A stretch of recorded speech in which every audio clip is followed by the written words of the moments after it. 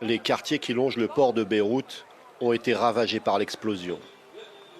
Les habitants démunis tentent de survivre. Ici, de jeunes Libanais distribuent des repas. Un peu plus loin, un stand de Médecins sans frontières.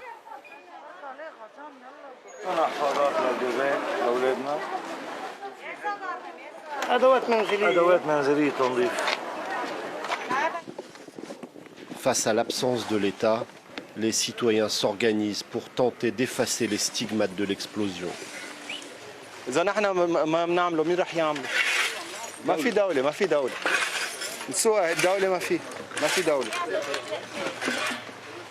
S'il est un secteur qui illustre parfaitement la démission de l'État, c'est celui de l'électricité.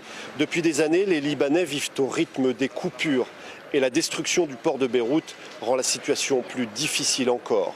Dans le quartier de Mar Mikhaël, il ne faut pas s'attendre à voir des agents de l'État intervenir dans les enchevêtrements de câbles. Ce sont des sociétés privées qui travaillent à réparer l'électricité, une électricité alimentée par des générateurs.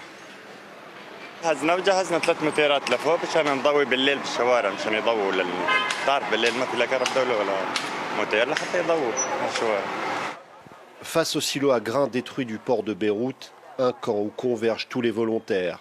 Des architectes, des ingénieurs bénévoles qui doivent établir quels immeubles sont encore habitables peuvent se procurer des cartes.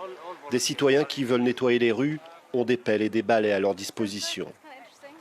We are the state, we are the government, us the civilians, and we will build the country that we want. We don't expect anything of them, we just want them gone.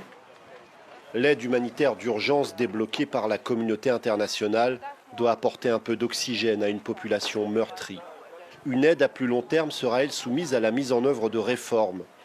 Des réformes qui devront changer radicalement le visage du pays pour éteindre la colère des Libanais.